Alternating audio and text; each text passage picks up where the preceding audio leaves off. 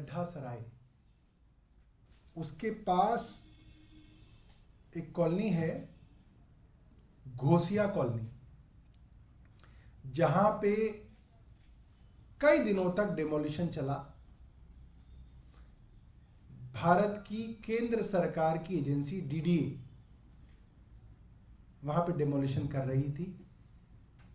जब आम आदमी पार्टी ने उसका शोर मचाया तो भारतीय जनता पार्टी के कई सांसद मैदान में आए, कई विधायक मैदान में आए और उन्होंने बोला ये हम नहीं, ये दिल्ली सरकार करा रही है। खैर, कॉलोनी के लोग हाईकोर्ट पहुंचे।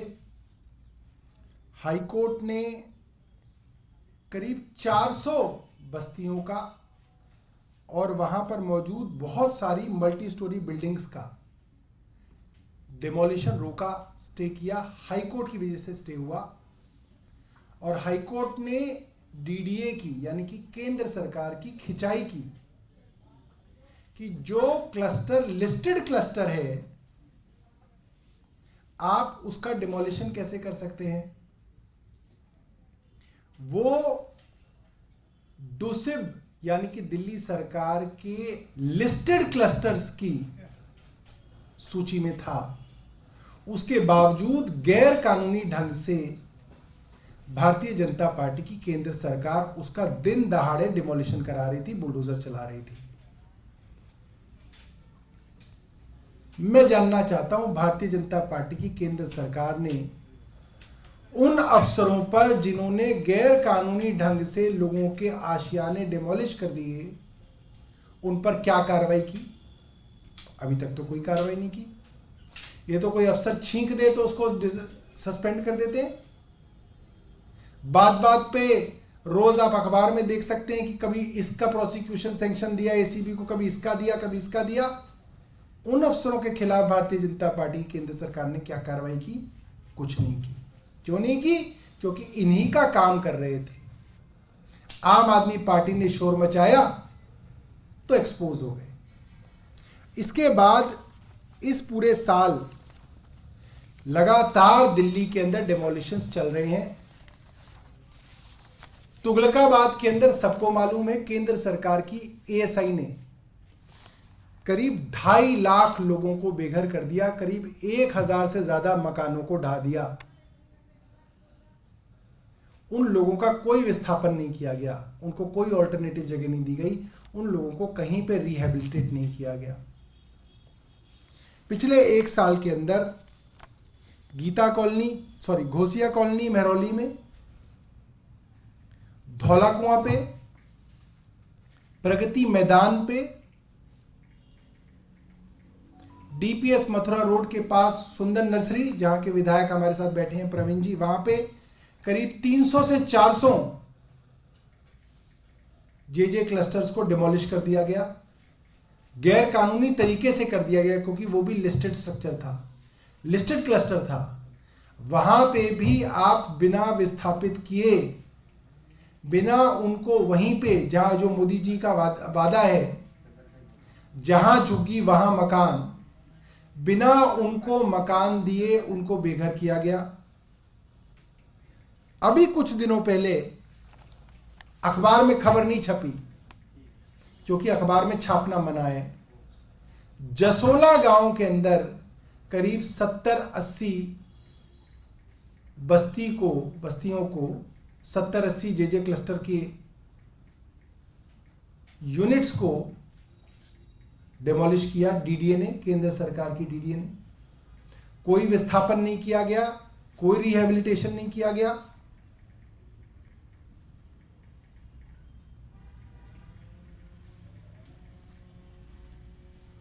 अभी मेरे साथ दीपक सिंगला जी बैठे हैं, जिस क्षेत्र से आते हैं वहां पे कड़कड़डूंबा जेजे कैंप को अब से कुछ ही दिनों पहले डिमोलिश किया गया है। डीडीए यानी कि केंद्र सरकार की एजेंसी ने डिमोलिश किया है। उन लोगों को कहीं पे मकान नहीं दिया गया, उनको बेघर कर दिया गया। करीब 400 लोग हैं, 80 से 90 झुग्गियां वहां पे डिमोलिश की गई हैं। जब हम आपसे बात कर रहे हैं इस दौरान भी हमें हमारे आदर्श नगर के विधायक ने बताया है, आदर्श नगर के आज़ादपुर मंडी के पास केंद्र सरकार की डीडीए डिमोलिशन कर रही है। हम ये देख रहे हैं पिछले कुछ सालों से जगह जगह फ्लाईओवर्स के नीचे लोग आ रहे हैं, फुटपाथों पे लोग आ रहे हैं, छोटे छोटे बच्चों को लेके फ्लाईओवरों के नीचे रह रहे हैं। वो लोग कौन हैं? लाखों लोग जो केंद्र सरकार दिल्ली के अंदर बेघर कर रही है, ये वो लोग हैं। केंद्र की कानून की पॉलिसी है कि आप जिसको बेघर करेंगे पहले आप उसको रिहेबिलिटेट करेंगे। आप पहले उनको मकान देंगे, उनको उन मकानों के अंदर बसाएंगे और फिर आप उनकी जे क्लस्टर्स को डिमोलिश कर सकते हैं। मगर इस पॉलिसी को दरकिनार करके लगातार दिल्ली के अंदर डिमोलिशंस का सिलसिला चल रहा है। मेरी भारतीय जनता पार्टी के 7 सांसदों से अपील है और उनसे हमारा प्रश्न है, इन 7 सांसदों को दिल्ली के इन गरीब लोगों ने वोट दी थी। क्या ये सांसद भारतीय जनता पार्टी की केंद्र सरकार द्वारा जो डिमोलिशन हो रहे हैं उसके साथ खड़े हैं? अगर नहीं खड़े हैं तो इनको रोकने के लिए उन्होंने क्या किया? क्या वो डीडीए वाइस चेयरमैन से मिले? क्या उन्होंने डीडीए वाइस चेयरमैन को चिट्ठी लिखी? क्या डिमोलिशन हो रहा था तो कोई एक सांसद कभी उस डिमोलिशन साइट पे पहुंचा? क्या ये सांसद एलजी साहब से मिले? दिल्ली के अंदर जगह जगह डिमोलिशन चल रहे हैं आज, जो मैंने बताई जगह, उसके अलावा दिल्ली के अंदर डिमोलिशन चल रहे हैं। हमारे भारतीय जनता पार्टी के 7 सांसद ये जवाब दें कि वो इन डिमोलिशंस के साथ खड़े हैं या अपनी केंद्र सरकार के साथ खड़े हैं, वो ये बताएं हम। बहुत बहुत धन्यवाद। सौरभ जी, इसका समाधान क्या है? आपने अपनी बात कही, कोर्ट से स्टे मिले भी, उसके बाद भी कहा है कि आप 400-500 और गिरा दी गई है डीडी द्वारा। समाधान लास्ट इसका सलूशन क्या है? देखिए, समाधान तो नैतिकता ही है। पॉलिटिक्स के अंदर अगर आप कानून को भी नहीं मानेंगे तो एक नैतिकता ही है जिसके आधार पे आपको रुकना चाहिए था। कोर्ट को आप नहीं मान रहे, कानून को आप नहीं मान रहे, डीडीए डूसिव के लिस्टेड क्लस्टर को नहीं मान रही। ये कानून है कि अगर जमीन केंद्र सरकार की है तो उनको नए मकान देने का काम डीडीए का है। अगर वो जमीन दिल्ली सरकार की है तो उनको उजाड़ने से पहले नए मकान देने का काम दिल्ली सरकार का है। मैंने जितनी जगह आपको बता रहा हूं, इसके अंदर डीडीए, एएसआई, एलएनडीओ और रेलवे, ये चारों केंद्र सरकार की एजेंसी हैं, लगातार डिमोलिशन कर रहे हैं। आज से कुछ दिनों पहले मैंने और आतिशी ने एक प्रेस कॉन्फ्रेंस की जिसके अंदर हम दोनों बाकायदा वहां पे गए। सफदरजंग एयरपोर्ट के पास शिव मंदिर कैंप है, वहां पे मैं मीडिया के मित्रों को भी दिखाया कि कैसे एक एक घर के बाहर 2 तरीके के स्टिकर चिपके हुए हैं। एक स्टिकर चिपका हुआ है भगवान राम की जन्मभूमि के अंदर मूर्ति की प्राण प्रतिष्ठा, और उसी घर की दीवार पे एक स्टिकर चिपका हुआ है रेलवे की तरफ से डिमोलिशन नोटिस। ये अजीब बात है कि भारतीय जनता पार्टी का कार्यकर्ता मंदिर का स्टिकर लगाने तो पहुंच गया, मगर उसने उस गरीब के घर पे लगे हुआ डिमोलिशन का जो स्टिकर था उसको नजरअंदाज कर दिया। मैंने मीडिया के मित्रों को दिखाया था कि कमाल है इस देश का। ये जो मौजूदा डेमोलिशन हो रहा है, क्या ये कोर्ट के आदेश पे हो रहा है, ये एजेंसियां कोर्ट का तो आदेश मुझे नहीं लगता कि ऐसा कोई है, मेरी जानकारी में कोई कोर्ट का आदेश तो मेरी जानकारी में नहीं है। लेकिन डेमोलेशन को लेके अदालत ने जो टिप्पणी किया, मैं आपको ये भी बता सकता हूं कि कोर्ट्स को भी अक्सर एजेंसियां गुमराह करके झूठे सच्चे ऑर्डर ले रही हैं। कोर्ट के आगे जानकारी नहीं दी जा रही है। भाई अब कोर्ट के आगे कौन जानकारी देगा कि ये क्लस्टर लिस्टेड है नहीं है? सरकार देगी। सरकार के वकील जानकारी को कोर्ट के आगे छुपाकर कोर्ट को गुमराह करके, मैं ये ऑन रिकॉर्ड कह रहा हूं, एज ए यूडी मिनिस्टर मैं आपको कह रहा हूं, सरकार के वकील हाई कोर्ट को गुमराह करके डिमोलिशन के ऑर्डर ले रहे हैं और पकड़े गए हैं ऐसे वकील। और आज भी वो वकील हैं क्योंकि उनको हटाया नहीं जा रहा है।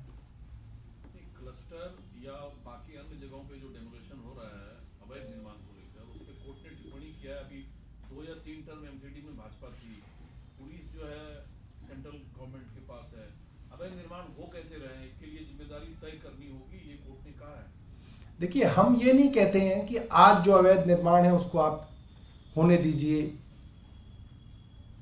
2015 की लिस्ट है कि जो जो क्लस्टर 2015 से पहले का है, जिन्होंने डॉक्यूमेंट सबमिट किए हैं, कानूनी तरीके से उनको लिस्ट में शामिल किया गया है और वो लिस्टेड क्लस्टर है। यानी कि उनको हटाने से पहले एक प्रक्रिया अपनाई जाएगी। प्रक्रिया ये रहेगी कि उनको इन सीटू रिहैबिलिटेशन देना पड़ेगा, यानी कि जहां उनकी झुग्गियां हैं वहीं पे सरकार को उनको मकान देने पड़ेंगे और फिर आप उनकी झुग्गियां डिमोलिश कीजिए। ये कानून है देश का। दिल्ली में किसानों को रोकने के लिए दिल्ली पुलिस ने पूरी तैयारी की है, तमाम बैरिकेड्स लगाकर बॉर्डर्स को सील कर दिया है और इसके अलावा धारा 144 भी लागू कर दिया है। क्या कहेंगे? देखिए, एक समय था जब ये देश जो है जय जवान जय किसान की बात करा करता था। केंद्र सरकार के मुखिया, देश के जो प्रधानमंत्री होते थे, वो ये नारा देश को देते थे, जय जवान जय किसान। आज जवान की पेंशन खत्म करके उसको कॉन्ट्रैक्ट का अग्निवीर बना दिया गया है और जो किसान है उसको आज ये हक भी नहीं है कि वो अपनी देश की राजधानी में आके अपनी बात कह सके। तो मुझे लगता है आज तो किसान और जवान दोनों के साथ सरकार नहीं खड़ी। सौरभ, इसके इतर दिल्ली को लेकर अरविंद केजरीवाल ने कहा कि 7 के 7 सीटें लोकसभा की आम आदमी पार्टी जीत रही है, तो उसके क्या मायने हैं? क्या आप ये भी मान के चले कि गठबंधन नहीं होगा और आम आदमी पार्टी अकेले चुनाव लड़ेगी? सीएम ने कल ये बयान दिया। देखिए, मैं ये समझता हूं कि लोग भारतीय जनता पार्टी से इतने परेशान हैं कि आज चुनाव हो तो भारतीय जनता पार्टी को आम आदमी पार्टी दिल्ली में हरा के 7 सीटें जीतने की क्षमता रखती है। मुख्यमंत्री जी ये बात कह रहे हैं और ये बात मैं भी कह रहा हूं। आप लोग कांग्रेस से गठबंधन करने को आतुर हैं। कांग्रेस के नेता रोज अपनी पार्टी छोड़कर जा रहे हैं। मुख्यमंत्री जो रहे महाराष्ट्र में, जिनके पिता मुख्यमंत्री रहे, जिनके अध्यक्ष बनने की 2-4 महीने पहले तक कांग्रेस में बातें चलती थी, वो पार्टी से अलविदा कह गए। राज्यसभा का चुनाव सामने है, उनके साथ कुछ विधायक भी जाएंगे, फिर कांग्रेस में राज्यसभा का खेल भी गड़बड़ाएगा। अब देखिए, ये तो कांग्रेस का अपना इंटरनल मामला है, वो अपना घर खुद देखेंगे। ये भी पूछना चाह रहे हैं कि गठबंधन होगा कि नहीं कांग्रेस के साथ? वही सवाल तो वही है। देखिए, चर्चा तो चल रही है। मैं अभी तो आपको प्रेस कॉन्फ्रेंस में इतना ही बता सकता हूं कि चर्चा चल रही है।